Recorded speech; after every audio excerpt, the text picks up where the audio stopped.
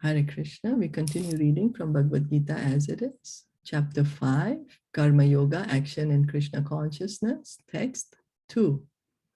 We heard because Arjuna was clarifying the position. Krishna, what shall I do? You told me renounce work. Then you're telling me work with devotion. Can you please clarify my doubt and tell me what is better? So Krishna says, Shri Bhagwan Vacha Sannyasa Karma Yogascha Nishreyasya Karaf Ubhav Tayostu Karma Sannyasad Karma Yogo Vishishyate. Translation and purport by His Divine Grace, A.C. Bhaktivedanta Swami Srila Prabhupada. The Personality of Godhead replied, the renunciation of work and work in devotion are both good for liberation. But of the two, work in devotional service is better than renunciation of work. So because Arjuna asked, now you tell me which is better for liberation. So Krishna is saying both are good. They both are good. But if you're asking me which is better, then work in devotion is better. Working in devotional service is better than renouncing. Fruitive activities seeking sense gratification are cause for material bondage. So we each keep doing something or the other throughout the day. We keep acting. We keep on doing something. We can't not do anything. Can't do nothing because that's the nature of the soul. It's not that because we are in the body that we are acting. No, the body is acting because we are inside the body. Otherwise, it's a dead body. A dead body does not move. Dead body does not act. So the activity is coming because the soul is there. So the soul is always active. But now what has happened is we are thinking we are the body. And because we are thinking we are the body, we have all these desires in the mind. These desires are all in the mind, which keep making us think, oh, if I do this, I will be happy. If I do this, I will be happy. And all that is on the bodily platform. But what's happening? When I'm saying do this or do that, means sense gratification. Let me, to make our senses feel better. Eyes, ears, nose, even our mind. Mind is also the sixth sense. But all this, when we are acting, what's happening is it's binding us more and more to this material world, to this law of karma. Because when we act, there's some reaction, then we have to stay longer in this material world to suffer or enjoy the reaction. So then, as long as one is engaged in activities aimed at improving the standard of bodily comfort, one is sure to transmigrate to different types of bodies, thereby continuing material bondage perpetually. So as long as we act on this platform of the body, that I'm going to make this body as comfortable as possible, we are going to take another birth. And in a different species of life. It will be every time different species depending on what our consciousness is. And then in this way, we're going to be in the material world perpetually. Now, when we say improving the standard of bodily comfort, someone will say, well, I'm not, I'm so renounced. I'm just eating very, very bare minimum food, very bare, just to keep this mind and body, soul together. But then that also Krishna says in the 3rd chapter, we heard that those who are only cooking for themselves are eating sin only, verily eating sin. So we might say, oh, but I'm not eating like a big feast, a buffet. I'm just eating simple khichdi.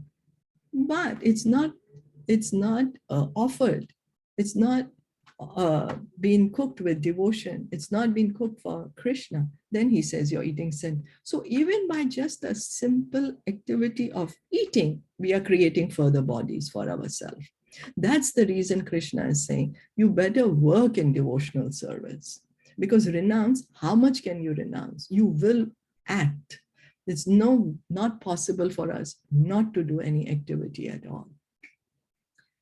And by renunciation path, that's why it will take long, millions and millions of life births and deaths to come to perfection. But work in devotional service. So he's saying, okay, you're eating also, you prepare for me, you offer it to me, you accept it, then it's devotional service. It's not going to give you any karma. It's not going to make you take another birth again. And at the same time, because you're doing it for me, it's purifying you. It's clearing your consciousness. It's giving you more knowledge of who you truly are, taking away the ignorance. So it works both ways. So Srimad Bhagavatam 5:4-6 confirms this as follows. Nunam pramataha kurute vikarma yad indriya prittaya apranote na sadhu manye yata atmanoyam asan api klesha da asa deha parabhavastavad abodha jato yavan na jigyasata atmatattvam yavat kriyastavad idam manove karmatmakam yena sharira bandha evam manaha karma vasham prayunte avidya yatmani upadhiyamani pritirna yavan mai vasudeve na muchyate deha yogena tavat. People are mad after sense gratification, and they do not know that this present body, which is full of miseries, is a result of one's fruitive activities in the past. So why are we in this body? Why are we why are we in this body? It's because of our past activities which we have done in previous lives. Although this body is temporary, it is always giving one trouble in many ways. Therefore, to act for sense gratification is not good. One is considered to be a failure in life as long as he makes no inquiry about his real identity. So if we continue thinking, I'm the body, then means we have not utilized this human form for what it is actually meant to be. Real identity. As long as he does not know his real identity, he has to work for fruitive results, for sense gratification. And as long as one is engrossed in the consciousness of sense gratification, one has to migrate from one body to another. So if our consciousness is always on the level of the body, then we are going to be taking up another material body. Although the mind may be engrossed in fruitive activities and influenced by ignorance, one must develop a love for devotional service to Vasudeva. Only then can one have the opportunity to get out of the bondage of material existence. So we are not on the liberated platform. We are thinking we are on the bodily platform. So our consciousness is always to how to make this body as comfortable as possible. Yet we must, word is said, must develop a love for devotional service to Vasudeva. Means we must engage in devotional service. And in that way, we can get an opportunity to get liberated, get out of this material world by engaging in devotional service. So using this body in devotional service it helps us to get out of this material world, helps us to cut the bondage to the body that we have. Therefore, Gyan or knowledge that one is not this material body but spirit soul is not sufficient for liberation. One has to act in the status of spirit soul. Otherwise, there is no escape from material bondage. So then we all say, yes, I'm not the body, I'm the soul. You know, even small children, many small children also, at least before it used to be, Prabhupada would say, you know, before, like say 100 years ago in India or 200 years ago, everybody would be like, yeah, I'm not the body, I'm the soul. But only this knowledge is not sufficient. What we have to do is we have to act on the platform of the soul. Then we will be able to escape this material bondage. Action in Krishna consciousness is not, however, action on the fruitive platform. So when we are acting on the status of the spirit soul, it doesn't mean that we are acting on the platform of the body. Activities performed in full knowledge strengthen one's advancement in real knowledge. So once one understands full knowledge, complete knowledge, then it helps to advance in real knowledge. Right now, we are thinking we are the body, we are the body. We do not know who we truly are. We have forgotten our identity. But when we are engaging in devotional service, gradually, the identity will be revealed to us. It will be. And even if it is not revealed to us and till the time we are in this body, when we give up this body, we get liberated, go back home, back to Godhead. Without Krishna consciousness, mere renunciation of fruitive activities does not actually purify the heart of a conditioned soul. So what happens? Why Krishna is saying you work in Krishna consciousness? He's saying because if you just give up working, you just give up renouncing fruitive activities, you say that, okay, I'm not going to be attached. I'm not attached to what I'm doing. I'm not attached to it. I don't want to enjoy what I'm going to get by my activity. But that purification is not deep to the root. Does not actually purify. Because there's still those desires for material desires will remain in a very, very subtle form. They're still there.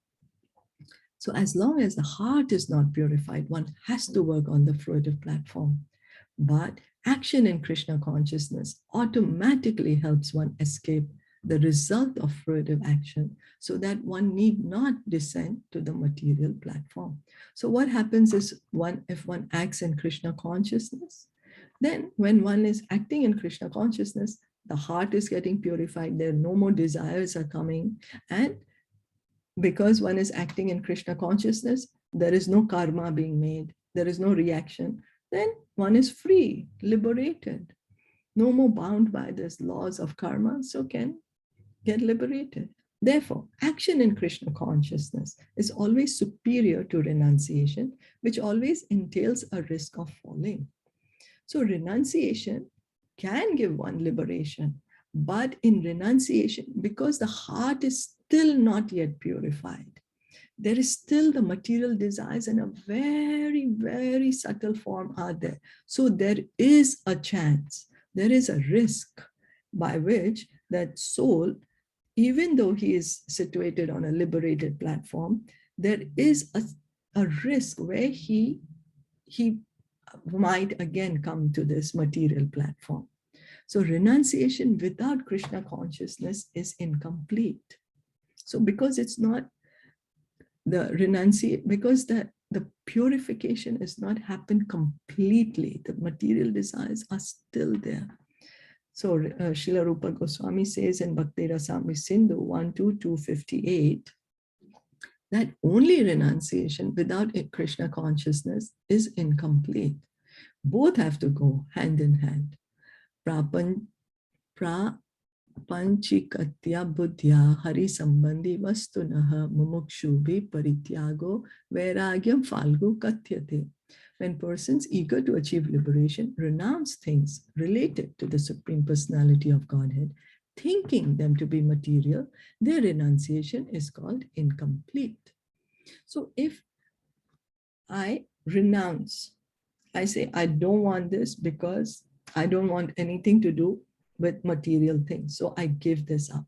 But what happens is that this thing never belonged to me anyways. So how is it that I'm saying I'm renouncing it? This thing belongs to the Supreme Lord. That's the reason it is very important for us to understand the position of the Supreme Lord and how and to who everything belongs, who this material nature belongs to, who this material body belongs to.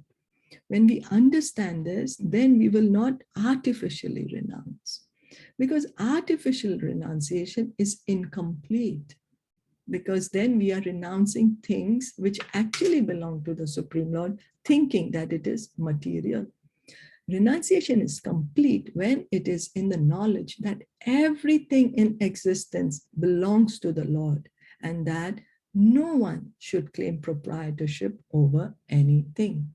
So that when one can understand that everything in existence that I can see, I can't see, I'm experiencing, I'm not experiencing, everything belongs to the Supreme Lord. It does not belong to anyone else, does not belong to me, to you, or to any other living entity. It belongs only to the Supreme Lord. Then that is real renunciation. When one can understand this, that is complete renunciation. One should understand that factually, nothing belongs to anyone. Then where is the question of renunciation? So if nothing belongs to me, then what do I mean by saying renouncing? It never belonged to me anyways. So what do I mean by saying renounce? Then if I say renounce, means I think it belongs to me. Then if I think it belongs to me, then that means my knowledge is not perfect. So I will not be able to renounce completely. So one who knows, so this is what we have to understand. One who knows that everything is Krishna's property is always situated in renunciation. So one who can understand everything that I'm seeing, everything that I have, everything that I don't have, everything that I can't see, everything that I'm experiencing, everything I'm not experiencing belongs to Krishna. When one knows that, then that is renunciation. That is true renunciation.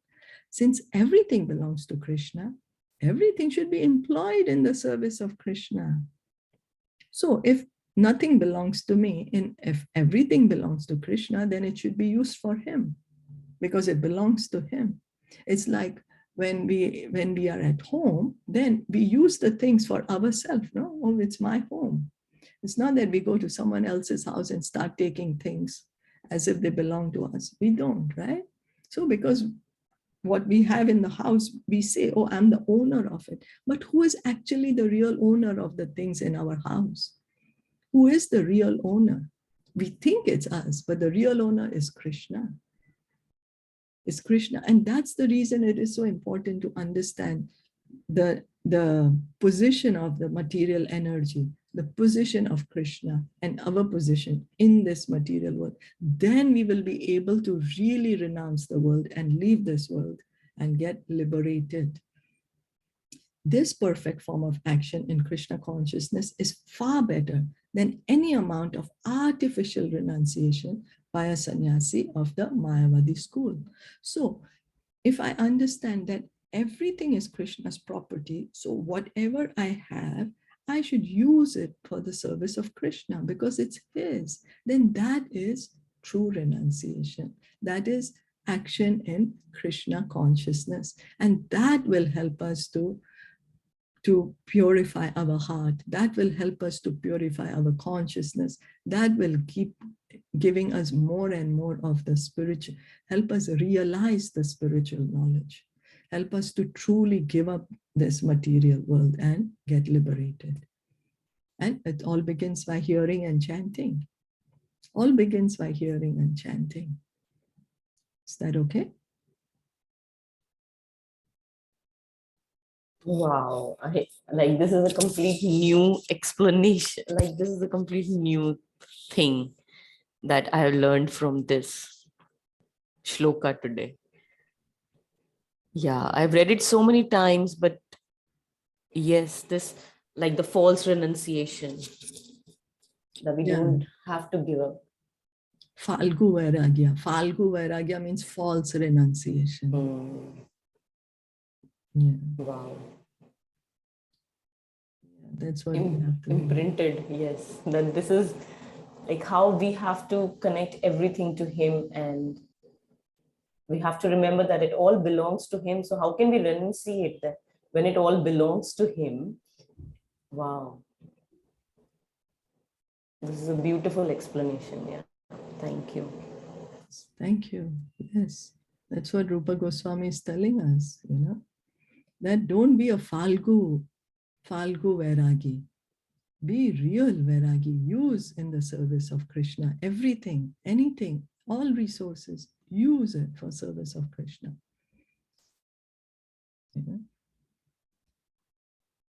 So thank you. Thank you for sharing your realization. We'll stop here for today. Okay. Bhagavad Gita ki jai, Srila Prabhupada ki jai, Gaura Bhakta Vrinda ki jai. Hare Krishna. Hare Krishna.